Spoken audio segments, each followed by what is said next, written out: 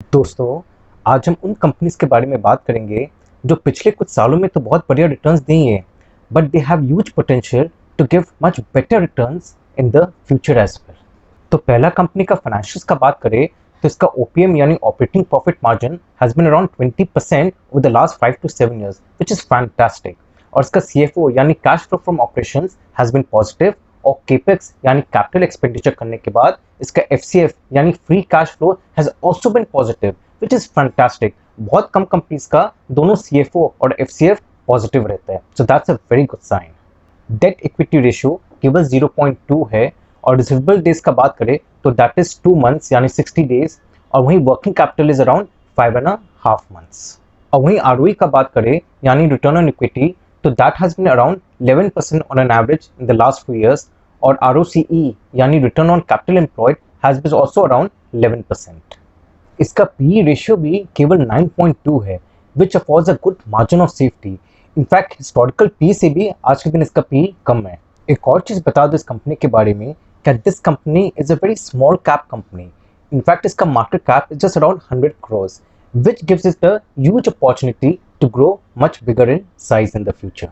This company is engaged in cultivation, processing and canning of mushroom and processing of culinary herbs, fruits and vegetables. इसका जो देहरादून और उत्तराखंड में manufacturing facility है, that has units for freeze drying, air drying and individually quick frozen processing. Company का खुद का captive mushroom cultivation unit है। अब जैसे जो देहरादून का प्लांट है, that is suitable for cultivation of mushrooms. Company air dried, freeze dried कई तरह की टेक्निक्स तो यूज करती है टू प्रोसेस मशरूम्स। इसके अलावा it also sells fresh and process mushrooms in the domestic market as well. और यहाँ मैं डोमेस्टिक मार्केट का इसलिए जिक्र कर रहा हूँ क्योंकि इसका एक्चुअली जो बल्क ऑफ द रेवेन्यूज है वो एक्सपोर्ट मार्केट से आता है, primarily to Europe and US. In fact, more than 60% actually comes from the exports, और वहाँ भी freeze dry segment से almost 59% of the revenues आता है। इस कंपनी के पिछले साल margins affect हुए थे due to unfavorable product mix with lower quality of mushrooms and herbs processed to the freeze dried segment।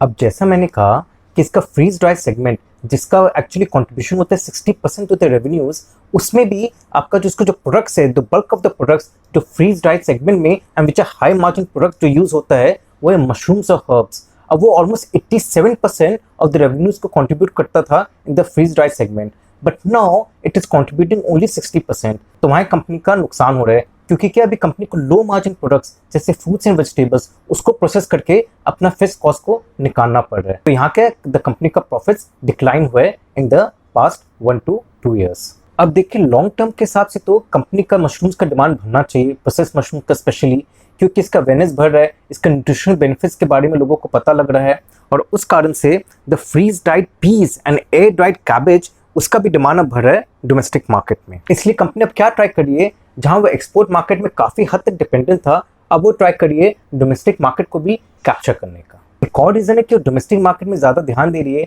क्योंकि कंपनी का जो टॉप 2 कस्टमर्स है वो ऑलमोस्ट 45% ऑफ द रेवेन्यूज को कंट्रीब्यूट करती है, and the top 10 customers actually contribute almost 75% of the companies revenue.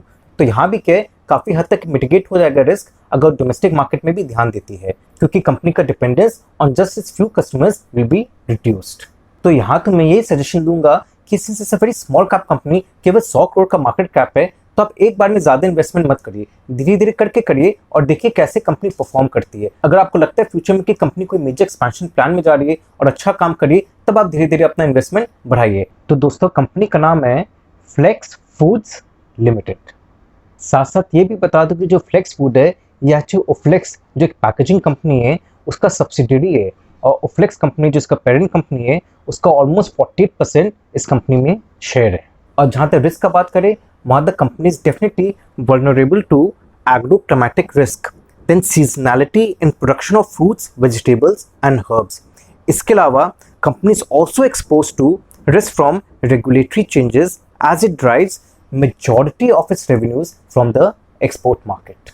आगे बढ़ने के पहले ये भी बता दूं कि अगर मेरा मॉडल पोर्टफोलियो ऑफ 25 स्टॉक्स के बारे में आप जानना चाहते हैं तो एनुअल सब्सक्रिप्शन ले सकते हैं 15,000 का, यानी 15,000। बाकी डिटेल्स के लिए आप नीचे डिस्प्लेड ईमेल एड्रेस या फ़ोन नंबर में कॉल कर सकते हैं।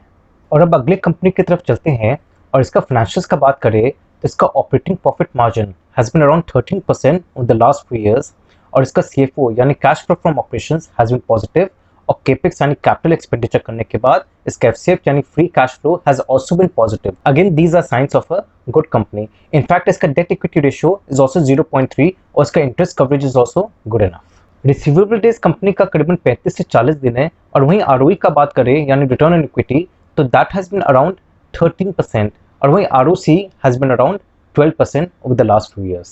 PE रेशियो अराउंड 19.4 है which again offers a margin of safety क्योंकि इस स्पेस में और कंपनीज के PE ज़्यादा हाई है तो उस हिसाब से ठीक है। वैसे देखा जाए हिस्टोरिकल एवरेज PE के हिसाब से तो अभी ज़्यादा है, almost like double, but still at the same time और कंपनी जो इसका कंपटीशन में उनका PE के हिसाब से देखा जाए तो रीजनेबल है। तो दोस्तों this company provides BPO services across 3 verticals basically telecom and media, health care and BFSI यानी banking, financial services and insurance. In fact, this company has a global delivery model with 24,000 employees, 24,000 employees and almost 39 delivery centers across US, Philippines, India and UK. BPO space में prominent player होने के अलावा it also enjoys benefits from scale of operations and revenue diversity across verticals. In fact, company का काफ़ी strong market position है due to organic growth supplemented by acquisitions. Acquisitions का बात करें तो हाल ही में दिसंबर 2020 में कंपनी ने एक्वायर किया था पेशेंट मैटर्स कंपनी को जो फ्लोरिडा बेस्ड है USA में और इस एक्विजिशन का फुल फंडिंग अपना कैश सरप्लस से हो गया था which was 96 crores और इससे क्या हुआ now the company has strengthened its position in the healthcare provider segment. आज के दिन सबसे ज़्यादा तो BFSI कंट्रीब्यूट करती है to its revenue segment which is around 41%, followed by healthcare which is 33% and telecom and media which is around 23%. Over the years, company अपना cost को rationalize करने के लिए it has aligned its delivery centers which has contributed towards improvement in the operating profit margin. इसके अलावा the company has actually reduced its business from low margin clients both overseas and domestic. और यही नहीं, it has actually increased its use of digital technologies, growth in collection services and improved performance of acquired businesses which has benefited it immensely. आज के दिन भी इसका overseas market company के लिए बहुत important है क्योंकि more than 60% of its revenues comes from the overseas market. In fact, company का concentration of clients भी काफ़ी high है और इसका एक client contribute करता है 21% of its total revenues और इस कंपनी का top 5 clients actually contribute more than 40% of the revenues. तो दोस्तों कंपनी का नाम है First Source Solutions Limited. This company is actually part of the RP Sanjeev Goenka group and CESC actually holds more than 50% of its share. Risk का बात करें तो पहला रिस्क तो ये है कि अगर एक्वायर करती है कंपनीज इन द फ्यूचर वो भी अगर इस तरह से एक्वायर करी कि उसका कैश सरप्लस में काफ़ी डेंट आ जाए then definitely company will be in a soup. Second, since it's part of the RP Sanjiv Goenka group तो अगर ग्रुप कंपनीज को सपोर्ट करती है तो again it books will be affected. अगर आपको मेरा वीडियो अच्छा लगा तो लाइक और सब्सक्राइब जरूर करेगा और इसी टाइप के मैं और इंटरेस्टिंग कंपनीज आपके सामने लाता रहूँगा। Thank you very much. नमस्ते।